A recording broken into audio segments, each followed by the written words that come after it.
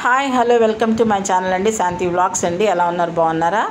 ఈరోజు మా ఇంట్లో వచ్చి మేము ఎండ్రాయిలు గోంగూర అన్నది వండుతున్నామండి. ఎండ్రాయిలు గోంగూర వండుకోవడానికి గాను ముందు ప్రాసెస్గా ఈ విధంగా కూరని ప్రిపేర్ చేసుకోవాలి.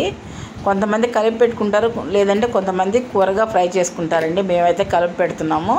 ఇదొక రకము.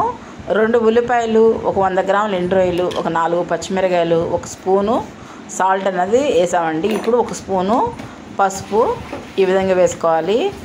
అలాగే కూరకు తగినంత కారాన్ని వేసుకుందామండి. మేమైతే 1.5 స్పూను కారం వేసుకున్నాము. గోంగూరకు కూడా కావాలి కాబట్టి పడుతుందండి కారం అన్నదింత.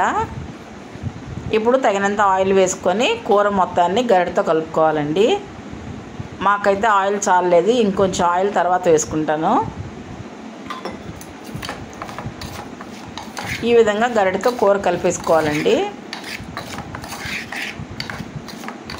ఈ కలిపి పెట్టుకోవడం అన్నది పాతకాలం పద్ధతి అండి. మా అమ్మ వాళ్ళ టైంలో మేము అలా వండేవాళ్ళు. మేము కూడా ఇదే విధంగా వండుతాం ఇప్పుడు కూడా. ఇంకొంచెం ఆయిల్ వేసుకున్నామండి. ఇట్లా ఇప్పుడు కూర కలిపేసినాక కూరకు తగినంత వాటర్ అన్నది పోసుకోవాలి. రొయ్య అన్నది ఉడకాలి కదండి, అందుకని కొంచెం ఎక్కువగానే వాటర్ పోసుకుంటున్నాము. చూడండి, ఇంకొంచెం వాటర్ పడతాయండి. ఉల్లిపాయ, పచ్చిమిరకాయ, అలాగే రొయ్య అన్నది మనకు బాగా ఉడకాల్సి ఉంటుంది. అది ఒక స్టవ్ మీద అలా పెట్టేసుకోవాలండి. అది ఉడుకుతూ ఉంటుంది కదా. ఇప్పుడు రెండో స్టవ్ మీద టమాటాలు, అలాగే పచ్చిమిర్చి, గోంగూర ఈ విధంగా ఉడకబెట్టుకోవాలండి విడిగా. ఇలా సగం గోంగూర ఉడికిన తర్వాత కొంచెం చింతపండు అన్నది యాడ్ చేసుకోవాలి. ఎందుకంటే గోంగూర పులుపుగా ఉండాలి కదండి, కూరకు సరిపోవాలి కాబట్టి పులుపు అన్నది. కొంచెం చింతపండు కలుపుకున్నాము. చూస్తున్నారుగా, టమాటా, పచ్చిమిర్చి అన్నది బాగా ఉడకాలండి. ఇది ఈ విధంగా ఉడికేసిన తర్వాత మెదిపి పక్కన పెట్టేసుకోవాలండి.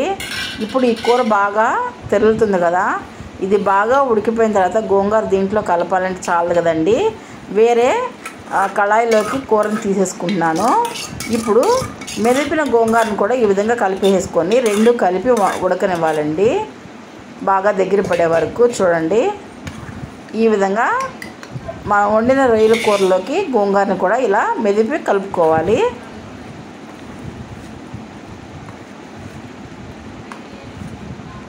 ఇలా కలిపేసుకున్న తర్వాత 1 నుంచి 5 నిమిషాల వరకు అంటే లోపు ఉడకనివ్వాలండి కొంచెం. ఎందుకంటే ఆ కూరకి ఆ పులుపుదనం పట్టే వరకు. అంతేనండి, ఎంతో టేస్టీ అయిన గోంగూర ఎండ్రాయిల కూర రెడీ అయిపోయినట్టేనండి. ఈజీగా మన ఇంట్లో ప్రిపేర్ చేసుకోవచ్చు, చాలా టేస్టీగా ఉంటుందండి. ఒకసారి ట్రై చేయని వాళ్ళు ఈ విధంగా ట్రై చేయండి. నా ప్రతి వీడియోని కూడా వదలకుండా చూడండి ఫ్రెండ్స్. కొంచెం సబ్స్క్రైబ్ చేసుకోండి, కాస్త ఎంకరేజ్ చేయండి, సరేనా? మీరందరూ కూడా ఒకసారి ఇలా ట్రై చేసి మీకు ఎలా ఉందో అన్నది కామెంట్ రూపంలో మాకు తెలియచేయండి. ప్రతి వీడియో చూస్తున్నందుకు మీ అందరికీ చాలా థ్యాంక్స్ అండి. నేను చెప్పిన విధానం నచ్చితే లైక్ చేయండి, అలాగే సబ్స్క్రైబ్ చేసుకోండి, షేర్ చేయండి. Thank you for all.